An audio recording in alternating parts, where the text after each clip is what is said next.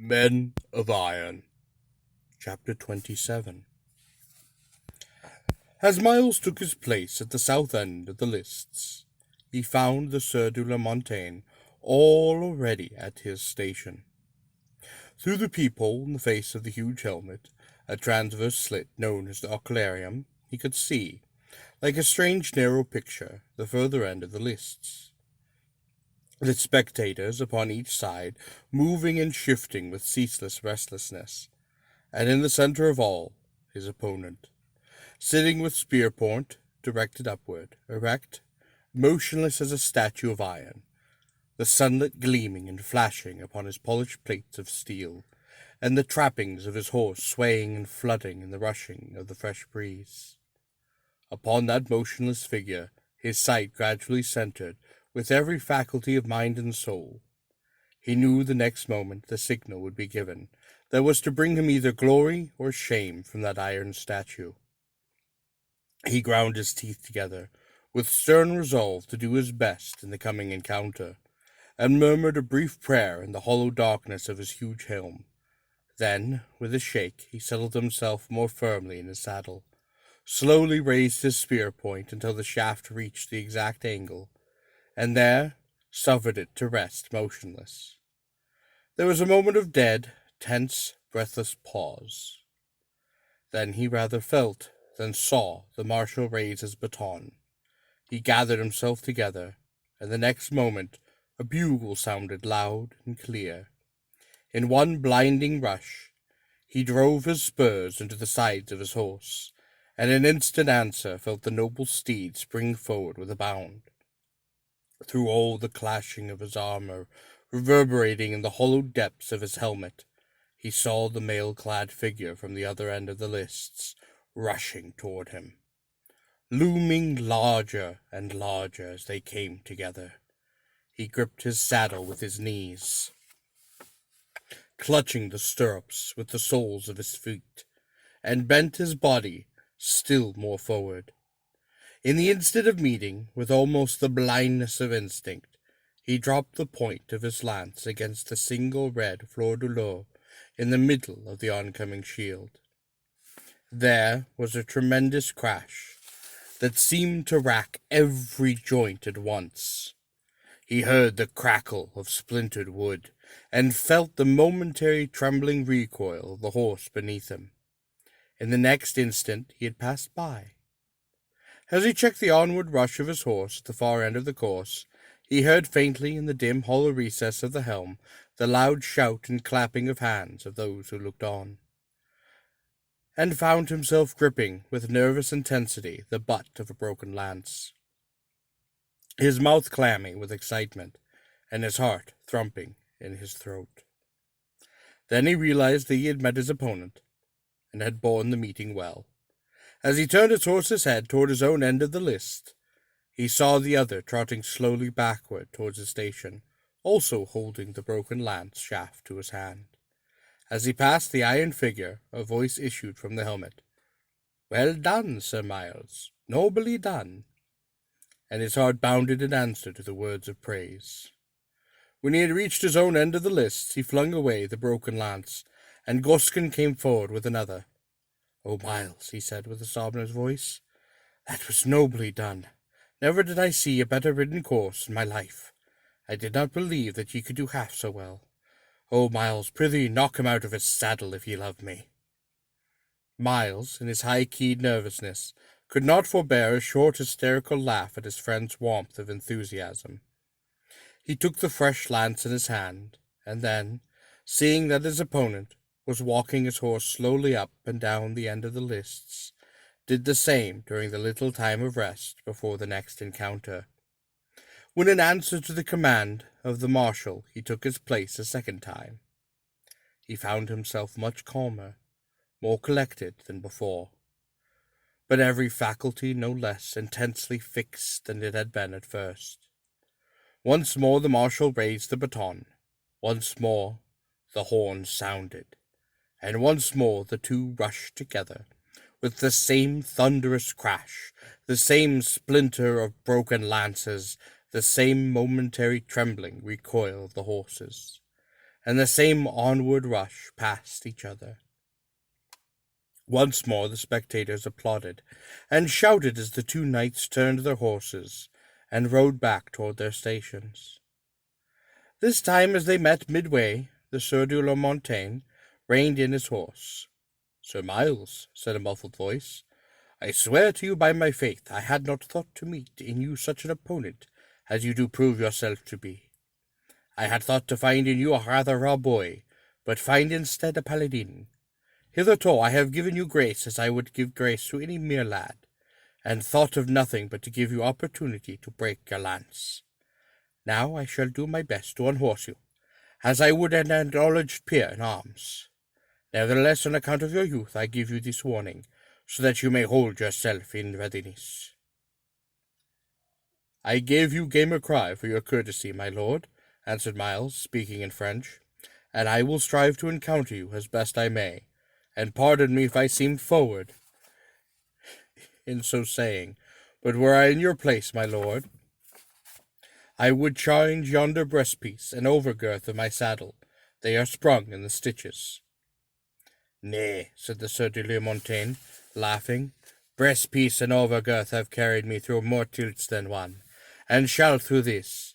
If ye give me a blow so true as to burst breastpiece and overgirth, I will own myself fairly conquered by you."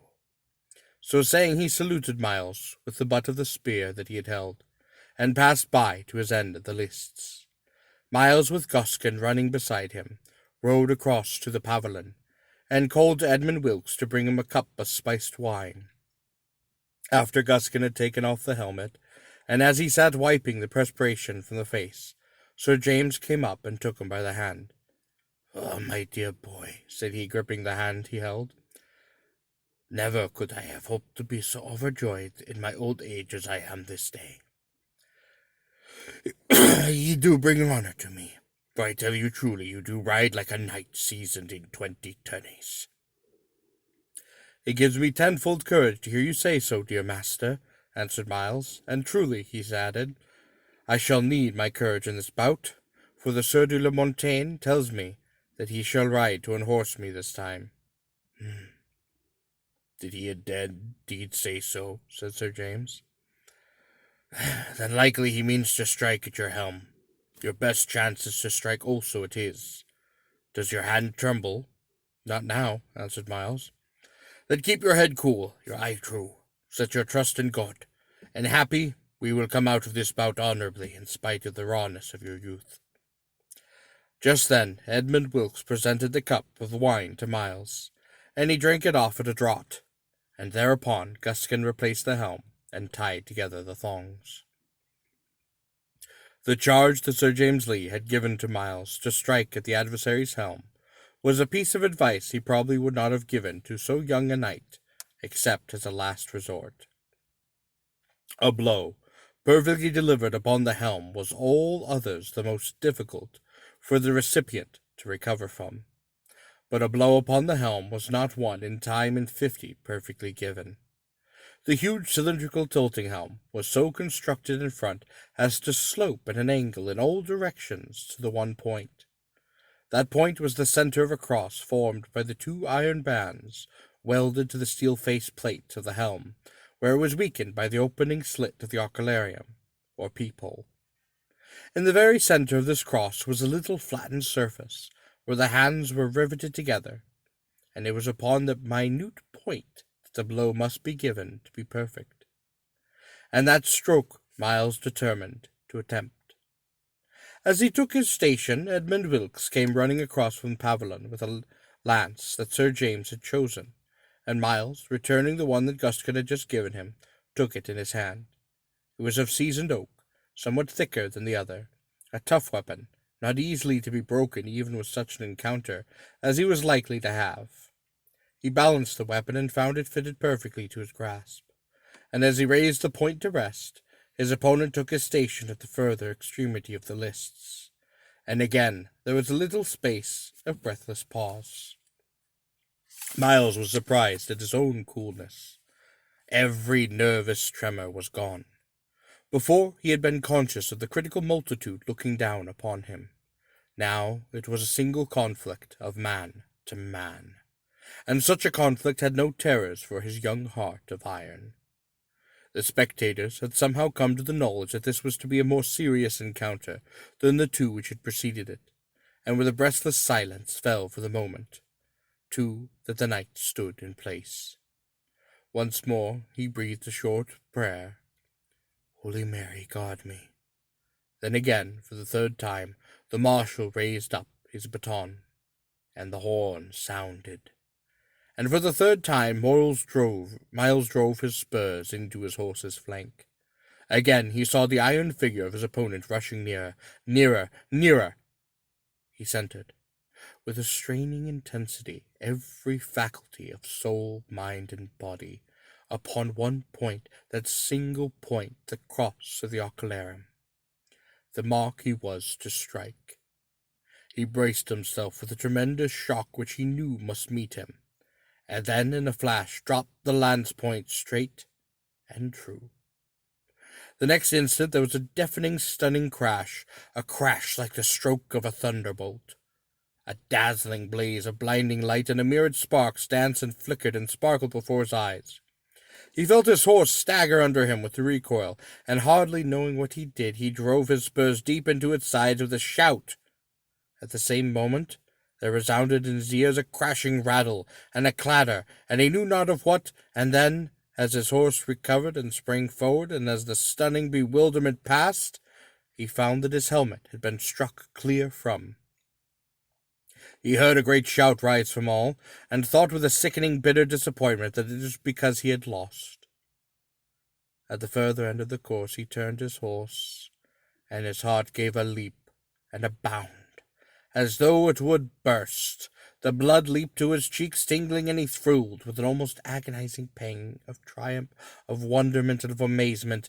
There, in the tangle of his horse's harness and of embroidered trappings, the Sieur de Montaigne lay stretched upon the ground. With his saddle nearby, his riderless horse was trotting aimlessly about at the farther end of the lists. Miles saw the two squires of the fallen knight run across to where the master lay. He saw the ladies waving their handkerchiefs and veils, and the castle people singing their hats and shouting in an ecstasy of delight. Then he rode slowly back to where the squires were now aiding the fallen knight to rise. The senior squire drew his dagger and cut the leather points, drawing off the helm, disclosing the knight's face, a face white as death, and convulsed with rage, mortification, and a bitter humiliation. "I was not rightly unhorsed," he cried hoarsely, and with livid lips, to the marshal and his attendants who had ridden up. "I unheld him fairly enough, but my overgirth and breaststrap burst. My saddle slipped. I was not unhorsed, I say, and I lay claim that I unhelmed him." "Sir," said the marshal calmly, and speaking in French, "surely you know that the loss of helmet does not decide the encounter." "I need not remind you, my lord, that it was so ordered by Jean de Gaunt, Duke of Lacanster. When the jousting match between Renaud de Roy and John de Holland, the Sir Renaud left every point of his helm loosened, so that the helm was beaten off at every stroke. If he then was justified in doing so of his own choice, and wilfully suffering to be unhelmed, how then can this knight be accused of evil, who suffered it by chance?" "Nevertheless," said the Sieur de la Montaigne, in the same hoarse, breathless voice, "I do affirm, and will make my affirmation good with my body, that I fell only by the breaking of my girth. Who says otherwise lies." "It is the truth he speaks," said Miles. "I myself saw the stitches were some little burst, and warned him thereof before we ran this course." "Sir," said the marshal to the Sieur de la Montaigne, "how can you now complain of that thing which your own enemy advised you of and warned you? Was it not right knightly for him to do so?" The Sieur de la Montaigne stood quite still for a little while, leaning on the shoulder of his chief squire, looking moodily upon the ground. Then, without making answer, he turned and walked slowly away to his pavilion, still leaning on his squire's shoulder, while the other attendant followed behind, bearing his shield and helm. Guskin picked up Miles's fallen helm as the Sieur de la Montaigne moved away, and Lord George and Sir James Lee came walking across the list to where Miles still sat. Then, the one taking his horse by the bridle rein, and the other walking beside the saddle, They led him before the raised dais where the king sat. Even the Comte de Vermoise, mortified and amazed, as he must have been at the overthrow of his best knight and champion, joined in the praise and congratulation that poured upon the young conqueror. Myles, his heart swelling with a passion of triumphant delight, looked up and met the gaze of the Lady Alice fixed intently upon him. A red spot of excitement still burned in either cheek, and it flamed to rosier red as he bowed his head to her before turning the way. Guskin had just removed Myles's breastplate and gorget when Sir James Lee burst into the pavilion. All his grim coldness was gone, and he flung his arms around the young man's neck, hugging him heartily and full, and kissing him upon the cheeks. Before he let him go, "My own dear boy," he said, holding him off at arm's length, and winking his one keen eye quite rapidly, as though to wink away at the dampness of which he was ashamed. "My own dear boy, I do tell you truly this is as sweet to me as though you were my own son, sweeter to me than when I first broke my lance in triumph, and felt myself to be a right knight." "Sir," said Myles, "what ye say rejoices my very heart. Nevertheless, is but just to say that both his breastpiece and overgirth were burst in the stitch before he ran his course, for so I saw with my own eyes." "Burst in the stitches," snorted Sir James. "Think ye he did not know in what condition was his horse's girding? I tell you, he went down because he did strike fair and strike true, and he did not so strike you. Had he been Guy of Warwick, he had done all the same under such a stroke, and in such a case."